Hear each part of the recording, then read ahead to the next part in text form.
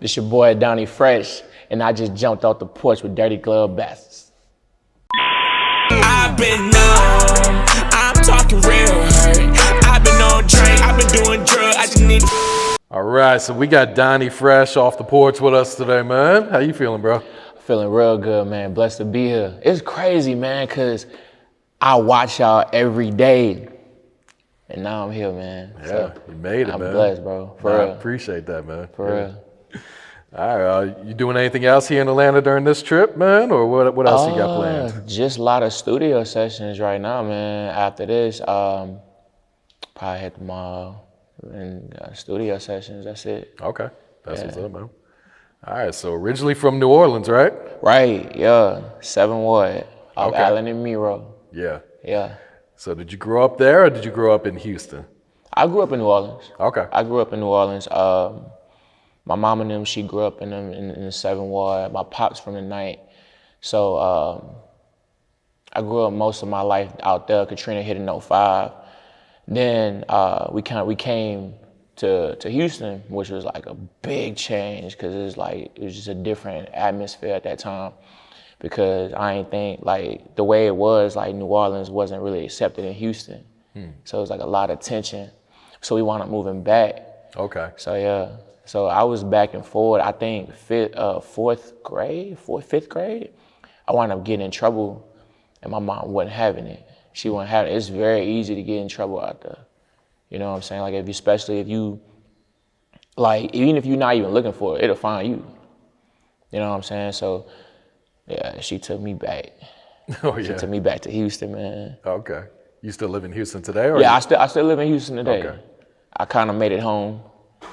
But I had to like learn their ways. It's different out there. Yeah. It's different out there.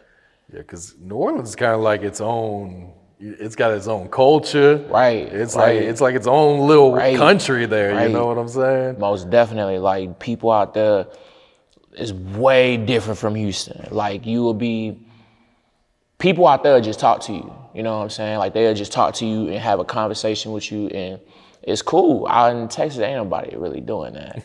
You know what I'm saying? Like if you don't know that person not about to speak to you. Yeah. But it is what it is. Everybody come from different backgrounds and stuff like that. But yeah. So what were you into as a kid before music? Sports really. My pops was real big into that. He always had us like trying to do something productive because like my cousins and them and everybody was like really in the streets and stuff like that. So they was really like trying to wing us off that. You know what I'm saying? So I got in I used to play baseball. I used to suck ass, but I ain't gonna lie. But basketball, I started tapping into that. But my sister, she started rapping like on a block where we was at, and like she used to like have these crowds, man, and she used to like be be rapping niggas, man, and like be really winning money. And I'm like, damn, like how she do that? Like, so I started to tap into that. So around 8, 9, I was trying to write. I was trying to win something like that. Like my sister, the GOAT. She the GOAT, man. I'm telling you.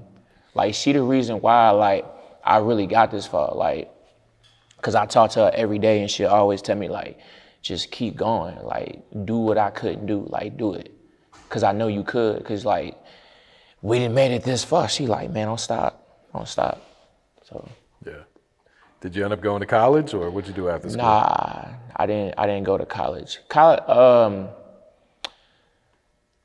wasn't really my route, man. It wasn't. It's not for everybody.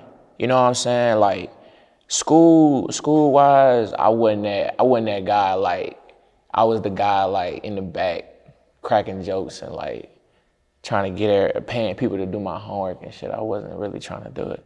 But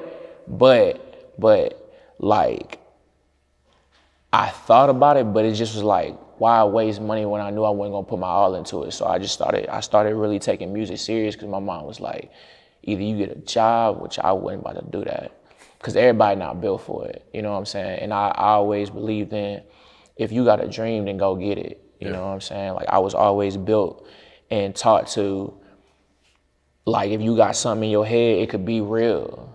just like right now, like I'm right here with y'all. You know what I'm saying? Like if you got something you really believe in, like if you really want to do it, you can make that shit happen for sure. Absolutely, man.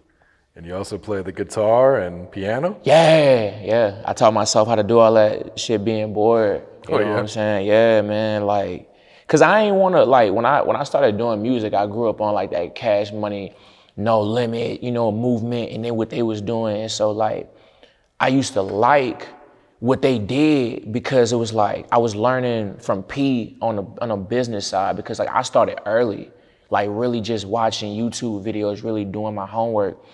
And then it was like, I was trying to figure out how I could be like, take what they did, but like make it a little different. Like you don't know no rapper who could come out and play guitar too. You know what I'm saying? Like that's what made me different because I could actually pick it up and play it. Yeah. You know what I'm saying? So it's like, that's what I wanted something be different for me. So like I'd be on stage, talking to people, rapping, then I might come out and I could play that and I could really play it. So yeah, making beats and everything, bro. Like, Oh, really? Oh yeah. Okay. Yeah, like I taught myself all that stuff, just being in the house, man, just trying to perfect the craft and take it to a new level. Yeah. For sure. So do you prefer to rap over your own beats or other people's beats then?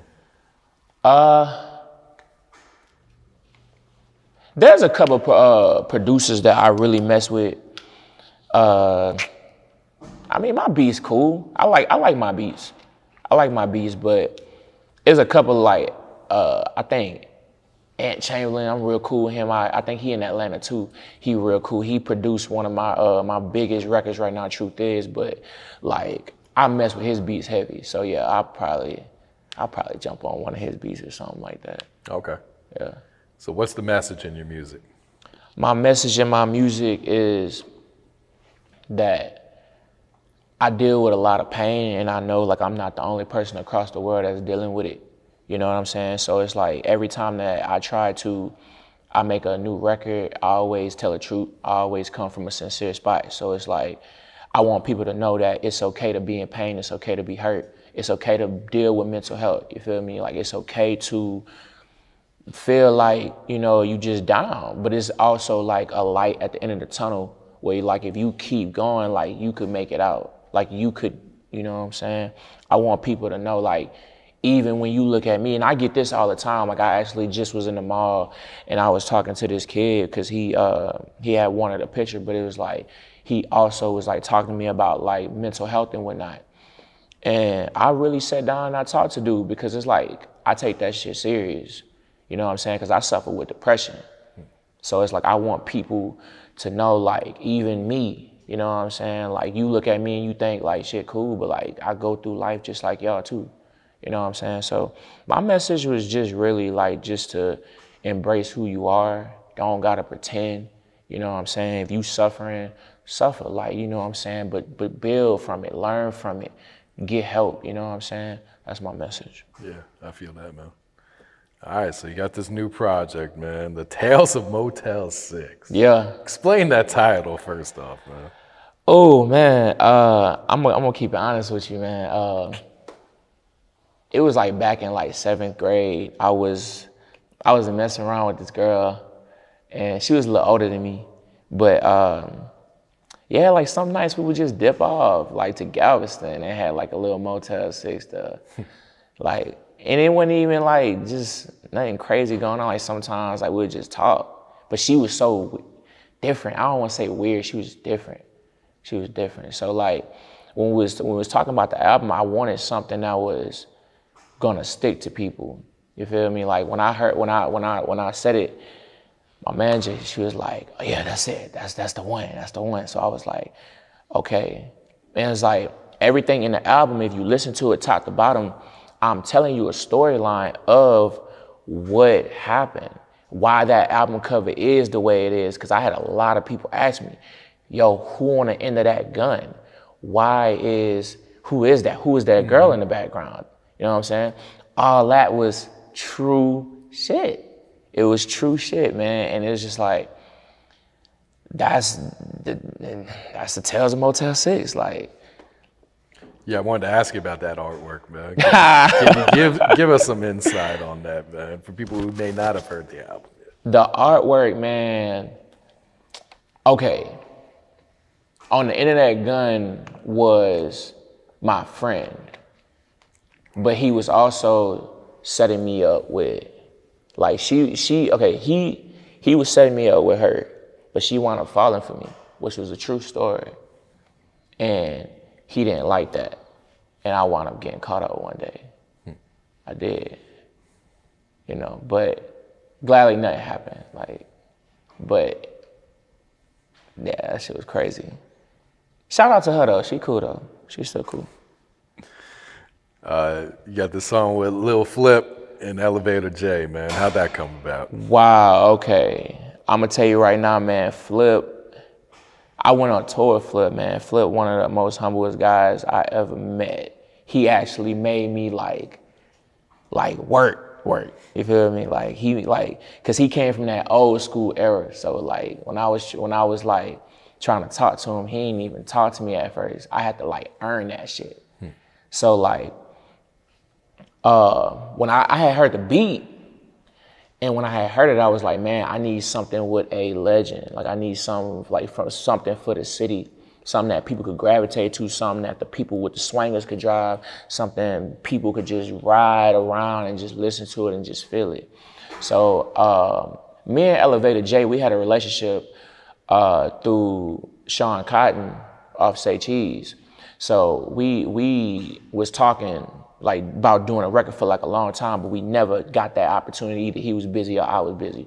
So when I sent the records over to him, I ain't gonna lie, I think he sent it back like the next day.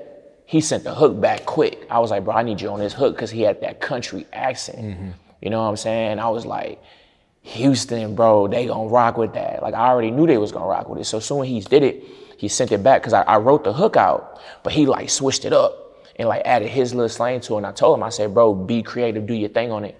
He did it. And when he sent it back, I was like, holy shit. So now I'm sitting at the record, I'm like, he called me, we talked for a minute, and he was like, bro, this record gonna do something. So he didn't even know that I had Flip on it. He didn't know yet. So like I was trying to get through Flip people and stuff like that. I wound up getting the Flip. Flip did, I ain't gonna lie, bro sent it back like that same day. I don't even wanna lie, I think he sent it back like the same day. Like, dude is a workaholic, man. He went in there, did that, sent it back. Man, I listened to it in the car, man. I ain't even record my verse on it. At this point, I'm just sitting there, I'm like, bro, I gotta, you know what I'm saying? Because when I came from Katrina, like the hottest song that was on the radio right now was Game Over. Okay, yeah. You know what I'm saying? So that's all I knew. I knew that the dude with the fur coat and, you know what I'm saying? So it was like, bro, did I really pull that off? Like, it's a lot of things that's been happening in my life that I'm really just like, did I really pull that off? Like, that's crazy. So when he sent it back, I wanna reaching out to him. He was like, bro, it's all love, bro. Just do something with it. Do something. He said, I'm fucking with the record. Just do something with it. So I went the next day, recorded my verse, sent it over to him. That man sent me the fire flames back. I said, okay, yeah. I knew I had some. We getting ready to shoot that video. Okay. That video gonna be crazy.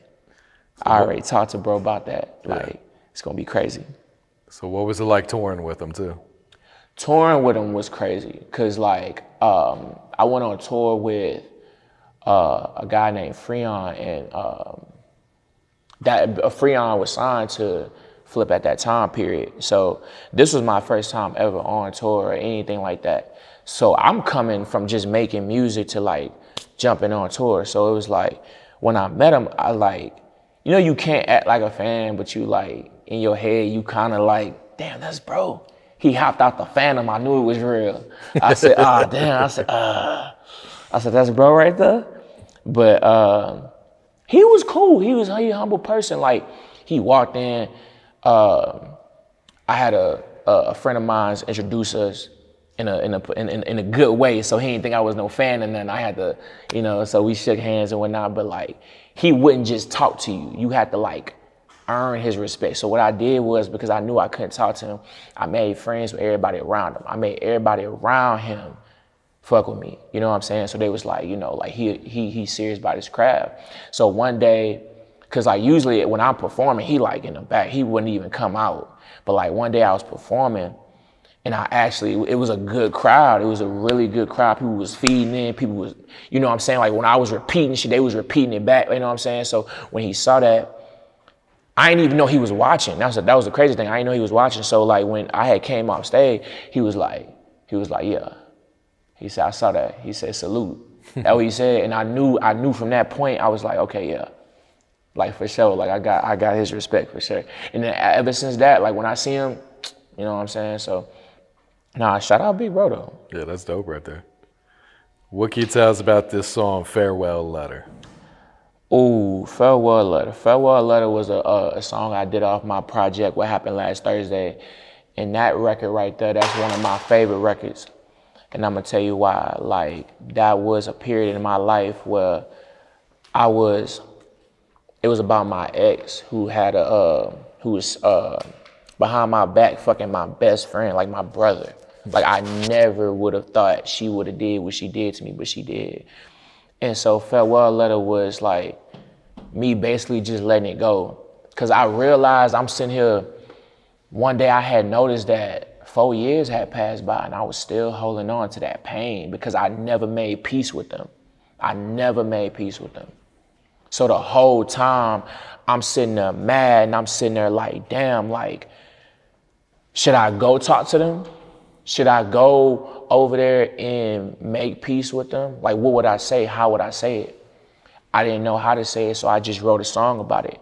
You know what I'm saying? I wrote a song about it, and it's Farewell Letter. Farewell Letter was me basically just saying, I'm happy now. I hope you happy, and I'm over it. You know what I'm saying? Like, I'm in a better spot. Like, I ain't gonna lie to you. Like, when all that happened to me, cause I lost everybody, cause cause everybody knew about it, but except me.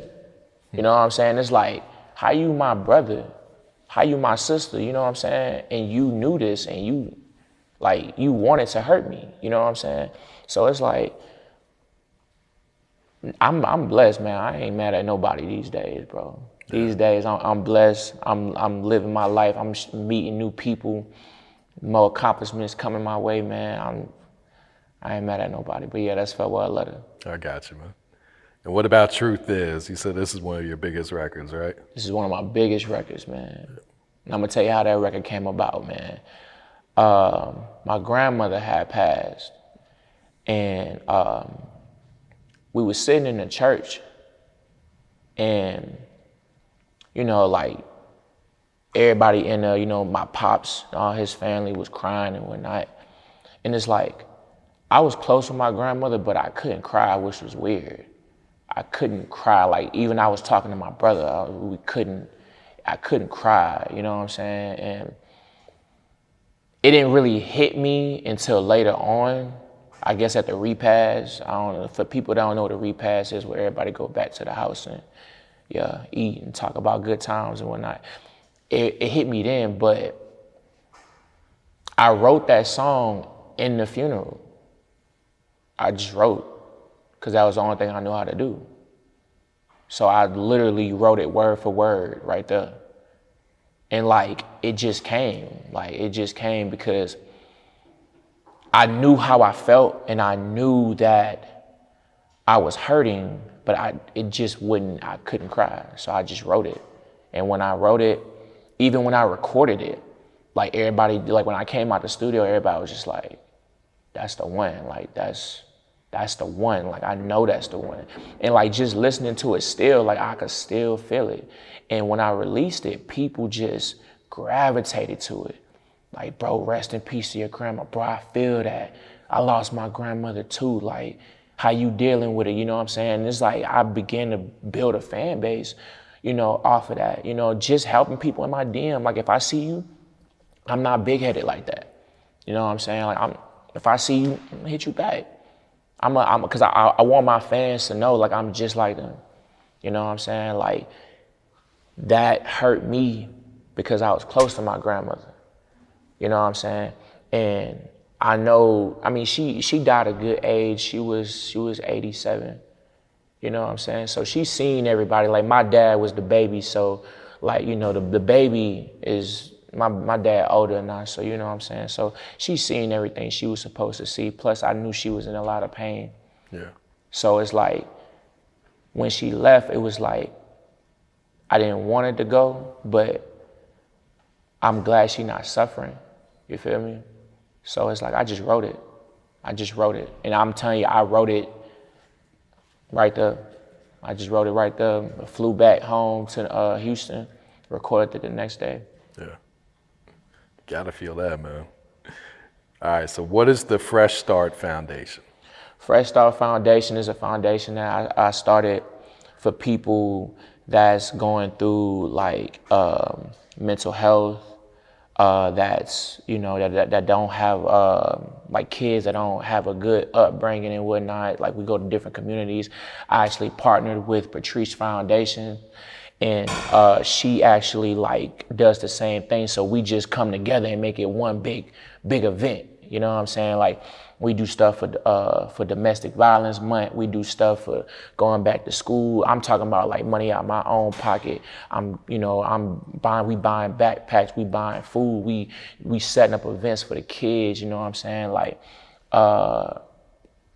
there's a lot of different things that we do. We just did a bunch of what was that event called, man? We had for the foster kids. We donated a bunch of stuff to the kids, man. Was it Christmas? I don't know. It was one of them holidays. Whatever holiday that just came up. Wait, what holiday was that? What was that? Easter? Was it Easter? It was Christmas? Well, he gonna beat that out. But yeah, like I'm just keeping it real. Like, nah, like we do a lot of stuff like every year, man. Just giving back to the kids, man, because it's like, I know a lot of people don't have it. So when they see it, like, we always pass out shirts, we always show love, and yeah, we just make it like a huge event. Like, we do basketball games and little stuff for the kids and stuff. So yeah.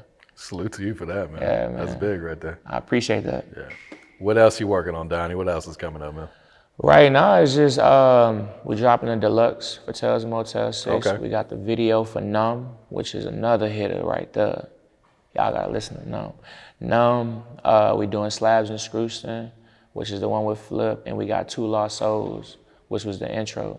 Okay. So yeah, we doing that, and just working, man, just staying blessed, and just whatever come next, we on it. Like, that's pretty much it, man. Yeah. Any last words or shout outs before we wrap it up here today? Man, yeah, I want to shout out my team, Big Paper Academy. I want to shout out all the fans across the world who've been rocking with me and supporting me since day one. I want to shout out everybody who's been listening to Tales of Motel 6, which is out now on all platforms. If you haven't heard it, go listen. And I want to thank Dirty Gloves for rocking with your boy, man. It's a dream come true. I've been numb.